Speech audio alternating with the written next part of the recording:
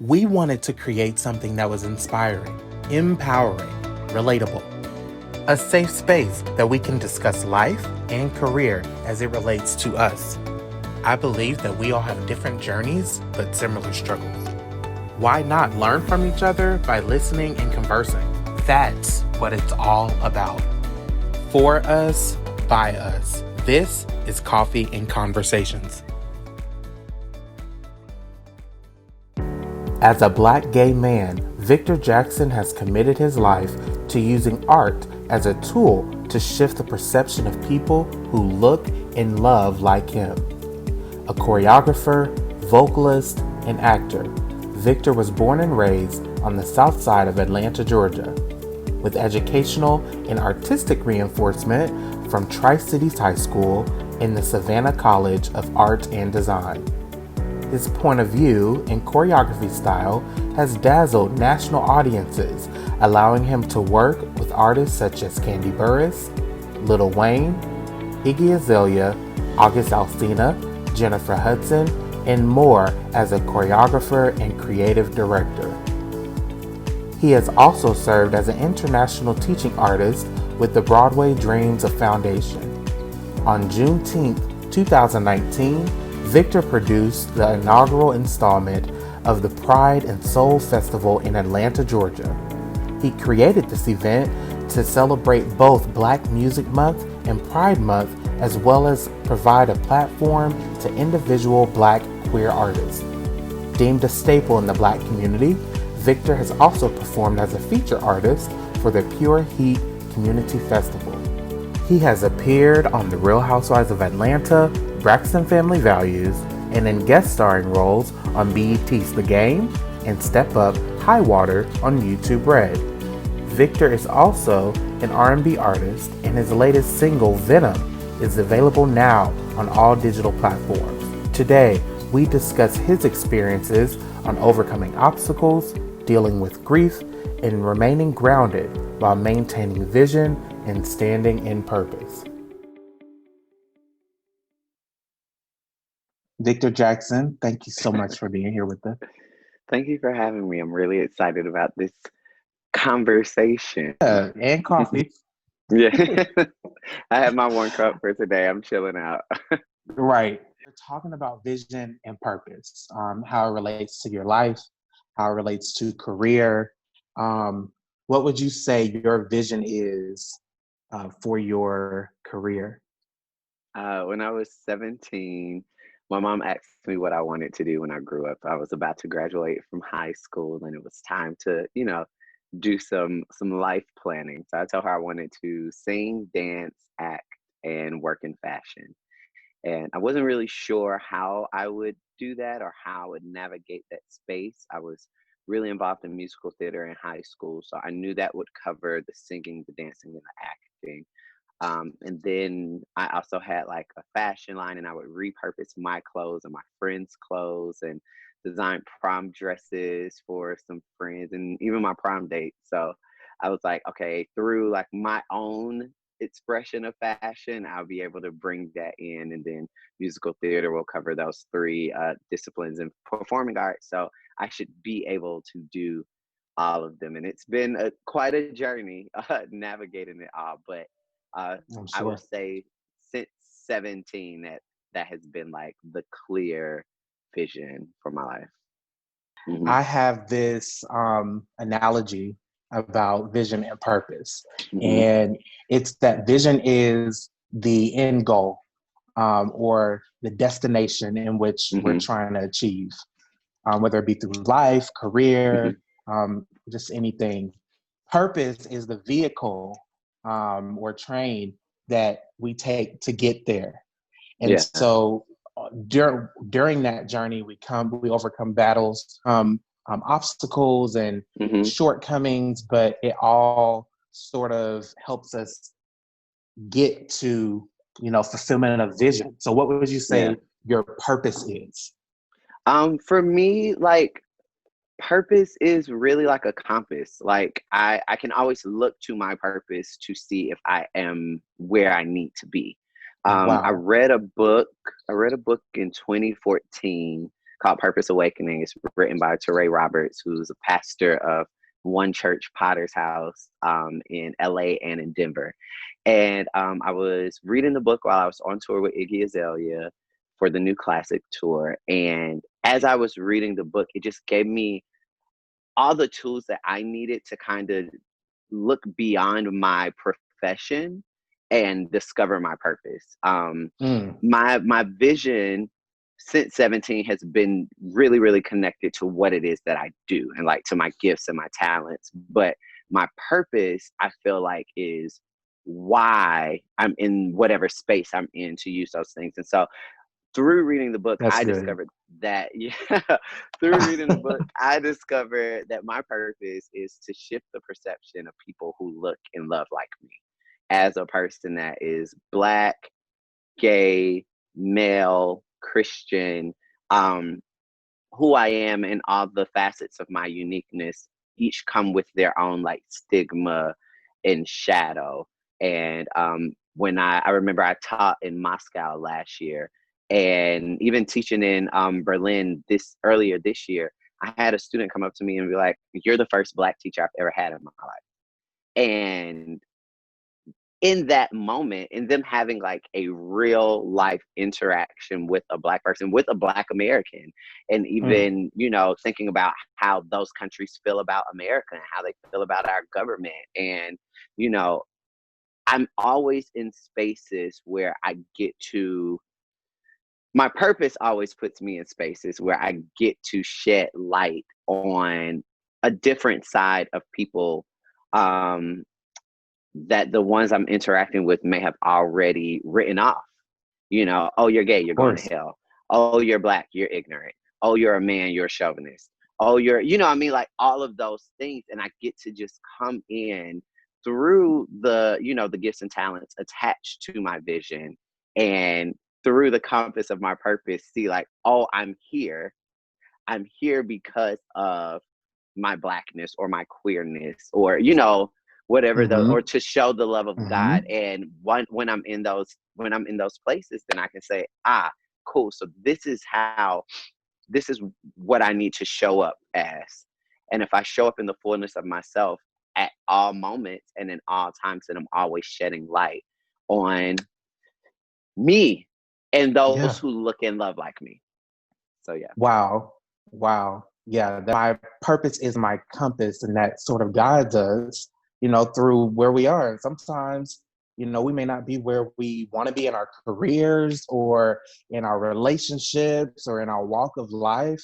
Yeah. But I think it's important. You said something so important, to look at your compass, your purpose, and realize that these are all just pivotal points in our journey.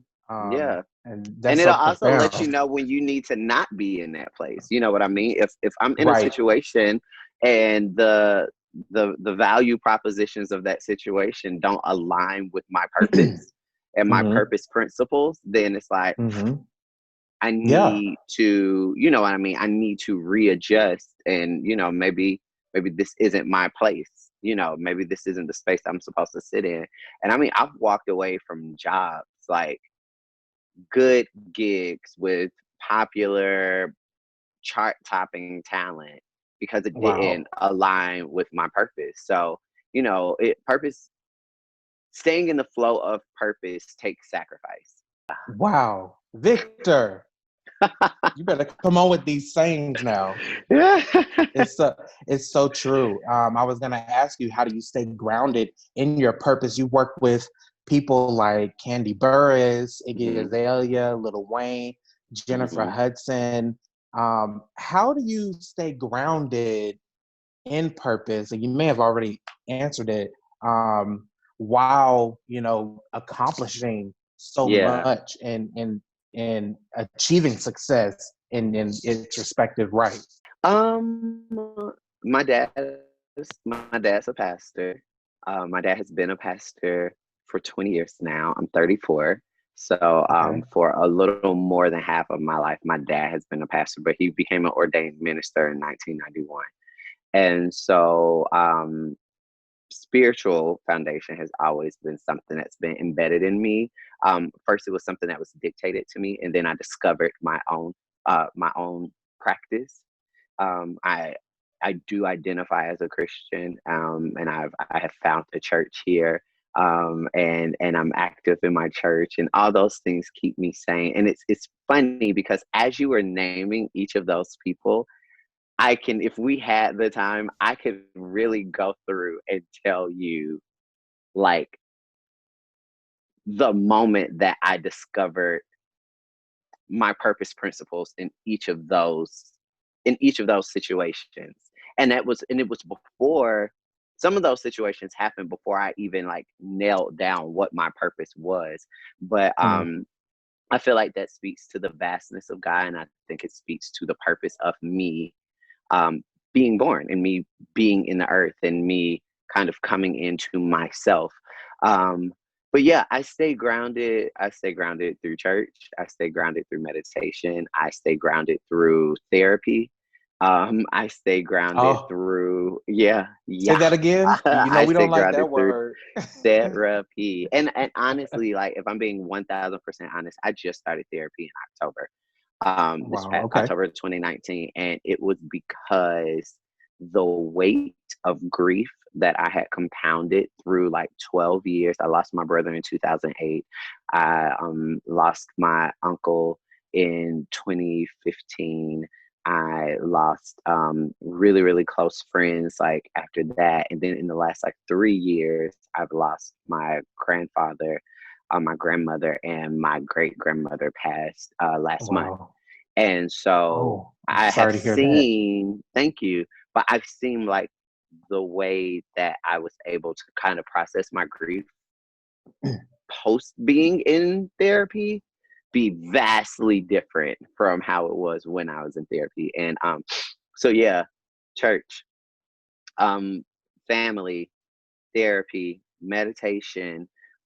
Mhm, Um, Talk a little bit about just dealing with grief mhm, and just staying on the path of, again, everything is are these pivotal points in our journey to vision fulfillment and standing in our yeah, purpose.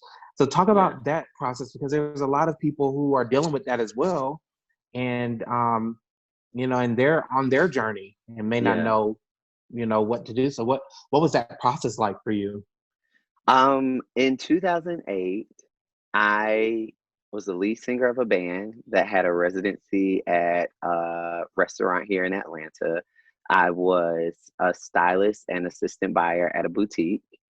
I was also starting to do choreography here and there for like small projects. So I was at a place where I was I was doing regional theater here with mostly with True Colors Theater Company, which is a company that was started by Kenny Leon. And so like I was doing all the things that I wanted to do, right? All the things that I had named to my mom when Checking I the was box. 17. Yeah, like boom, boom, boom. And I was like, little nigga on the road, like we out here.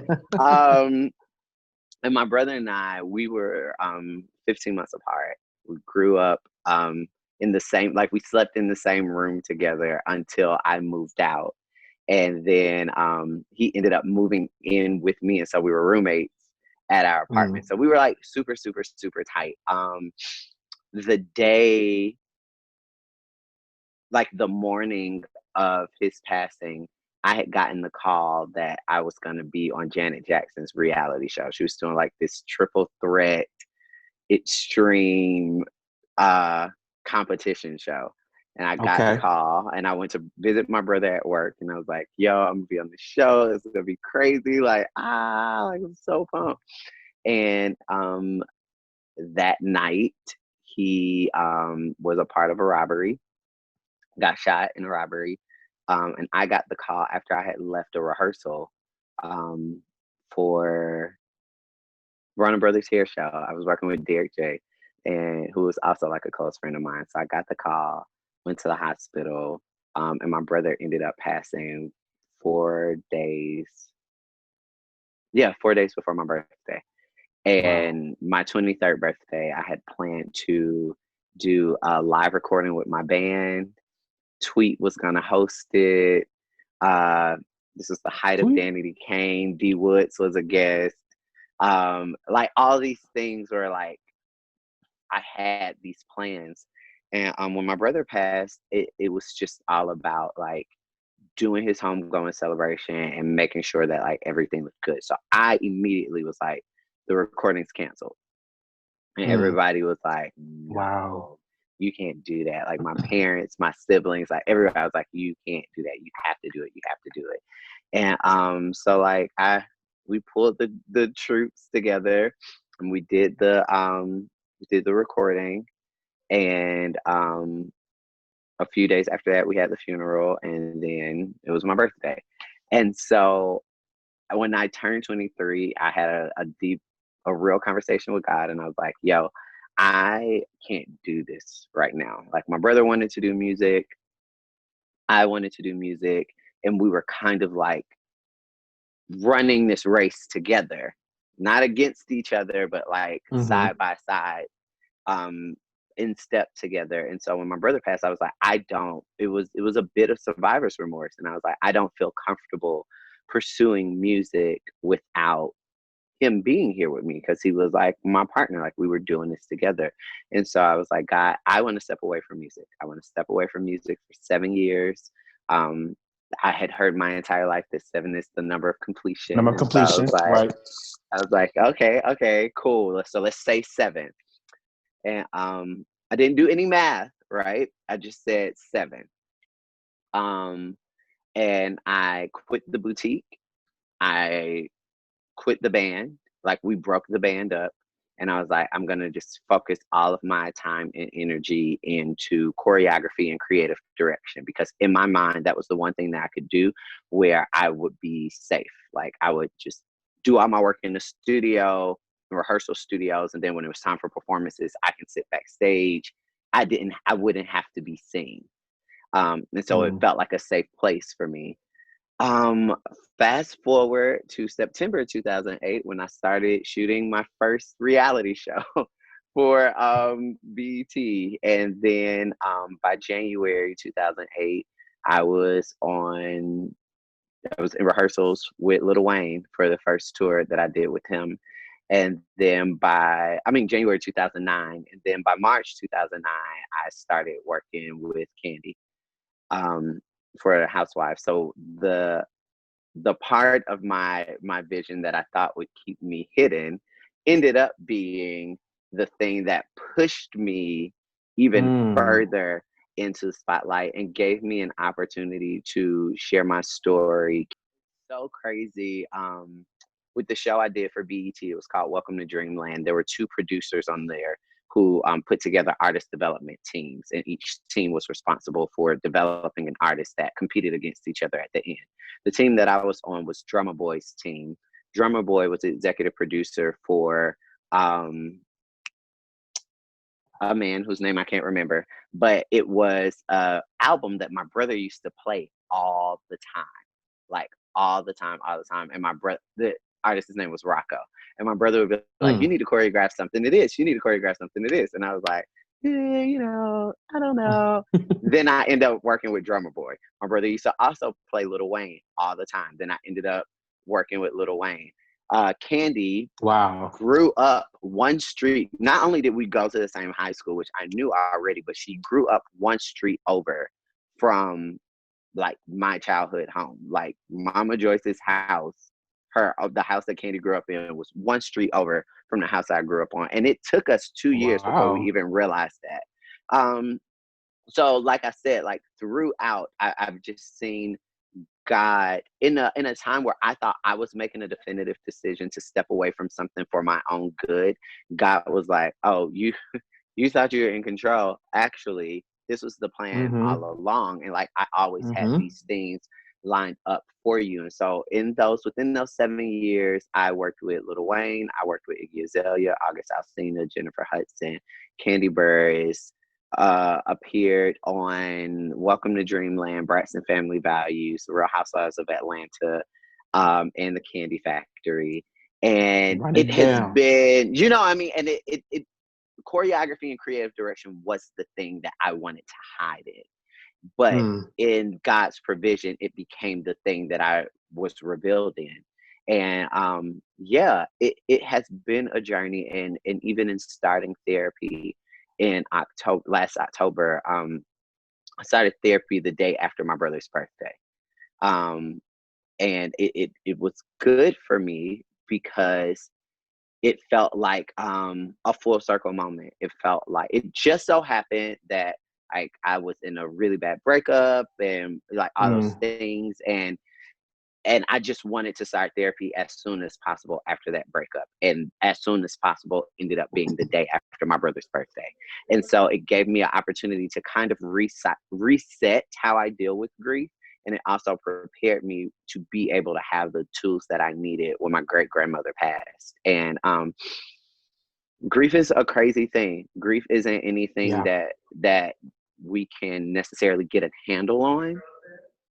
We can't get a handle on grief itself, but we can do the work to get the tools that we need to deal with it. Like water is something that is vast. Water is something that's in oceans, that's in faucets, that comes from the sky. That's like you cannot stop water, but you can Right. get a surfboard, or you can get an umbrella, or you can freeze it in a freezer, or you Hmm. can like or you can get a cup Yeah. and The contain it. tools. Like there are tools that you can get to like use water, protect yourself from water, or to deal with water in different situations, but you can't control water. And I I feel the like how you same put that. way with grief. Like you can't control grief. You can't control how it will show up in your life, but you can have the tools and the mechanisms that you need to handle it and to Yeah. cope with it. And so that is what I've learned on my journey. And it's something that I'm still learning. My grandfather passed when I was in the middle of rehearsals for the first Welcome to the Dungeon tour. I got the call that my grandmother was on life support right before I called places for the LA performance of Welcome to the Wow. Dungeon.